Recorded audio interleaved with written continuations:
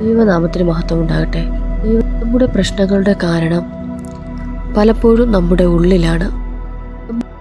ഈ നോമ്പുകാലം ഹൃദയം ശുദ്ധമാക്കാനുള്ള ഒരു അവസരമാണ്. പാപബോധത്തോടുകൂടി അല്പനേരം ദൈവസന്നിധിയിൽ ആയിരിക്കാം. ആദ്യം തന്നെ നോമ്പ് എന്ന് പറയുമ്പോൾ പ്രധാന ലക്ഷ്യം എന്ന് പറയുന്നത് മടങ്ങിവരവാണ്. എന്താണ് യഥാർത്ഥ മടങ്ങിവരവ്? യഥാർത്ഥ ഹൃദയത്തോടെ എനിക്ക് മടങ്ങി വരുവിനെന്ന് വചനം പറയുന്നു. നോമ്പ് കാലം എന്ന് പറയുന്നത് ഭക്ഷണം ഒഴിവാക്കുന്നതിലല്ല, നമ്മുടെ ഹൃദയം ദൈവത്തിങ്കലേക്ക് തിരിക്കേണ്ട സമയമാണ്. നാം ദൈവത്തിൽ നിന്ന് അകന്നു പോയിട്ടുണ്ടോ? ഇപ്പോൾ തന്നെ ദൈവത്തിങ്കലേക്ക് മടങ്ങി വരിക. നമ്മുടെ കർത്താവായ ദൈവം അത് ആഗ്രഹിക്കുന്നു. നമ്മുടെ യഥാർത്ഥ ഒരു മടങ്ങിവരവ് ദൈവം ആഗ്രഹിക്കുന്നു. അത് ശിക്ഷിക്കാനല്ല, നമ്മെ രക്ഷിക്കാനത്രേ. നാം ദൈവസന്നിധിയിലേക്ക് മടങ്ങി വരുവാൻ ദൈവം ആഗ്രഹിക്കുന്നു. അതുപോലെ എന്താണ് നോമ്പ് എന്ന് പറയുന്നത്? നോമ്പ് എന്ന് പറയുമ്പോൾ അതൊരു വിശപ്പിൻ്റെ അനുഭവമല്ല, അതൊരു സ്നേഹത്തിൻ്റെ പ്രവൃത്തിയാണ്.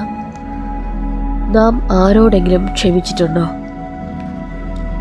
നമ്മോട് അന്യായമായി പെരുമാറിയ ഒരാളെ നമ്മൾ അനുഗ്രഹിച്ചിട്ടുണ്ടോ? എന്നാൽ ഇതാണ് ദൈവം ആഗ്രഹിക്കുന്നത്.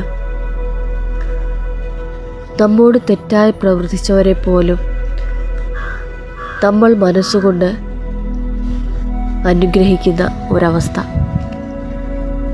നമ്മോട് മോശമായി പെരുമാറിയവരോട് പോലും അവിടെ നന്മ ആഗ്രഹിക്കുന്ന ഒരവസ്ഥ.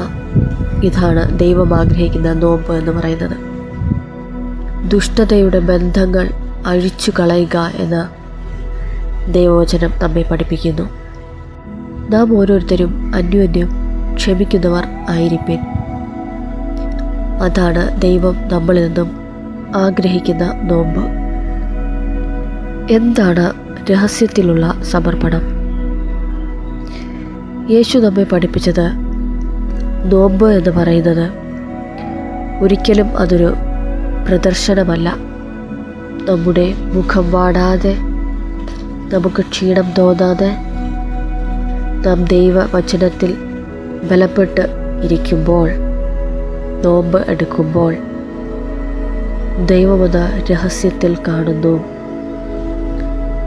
നമുക്ക് നോമ്പാണ് എന്ന് നമ്മൾ പരസ്യമാക്കുന്നതിലൂടെ അല്ല, നമുക്ക് നോമ്പാണ് എന്ന് നമ്മൾ രഹസ്യത്തിലിരുന്ന് ദൈവത്തോട് പ്രാർത്ഥിക്കുമ്പോൾ ആ രഹസ്യത്തിലുള്ള പ്രാർത്ഥന ദൈവം കാണുന്നു.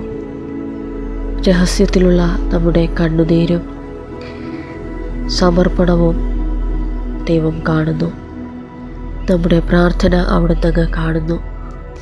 നമ്മുടെ യാചന അവിടുന്ന് ശ്രവിക്കുന്നു. നമ്മുടെ രഹസ്യത്തിലുള്ള പ്രാർത്ഥന ദൈവം അവിടുന്ന് ശ്രദ്ധിക്കുന്നു.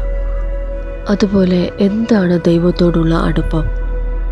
ദൈവം ആഗ്രഹിക്കുന്നത്, വചനം പറയുന്നു, ദൈവത്തിന് അടുത്തു വരുവേൻ. നോമ്പ് സമയം ദൈവത്തോട് അടുപ്പം തോന്നാനുള്ള സമയമാണ്. ദൈവത്തോട് കൂടുതൽ അടുത്തു ചെല്ലേണ്ട സമയമാണ്.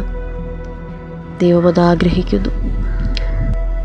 എത്ര പേർ ദൈവത്തിൻ്റെ അടുത്തേക്ക് മടങ്ങി വരുന്നു?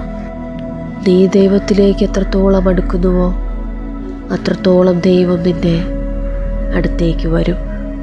ദൈവം നിൻ്റെ അടുത്തേക്ക് വരുമ്പോൾ നിനക്ക് വരുന്ന തിന്മകളെല്ലാം നന്മകളായി മാറും. ഈ നോമ്പ് സമയം നമുക്ക് ഓരോരുത്തർക്കും ദൈവസന്നിധിയിലേക്ക് മടങ്ങി വരാം.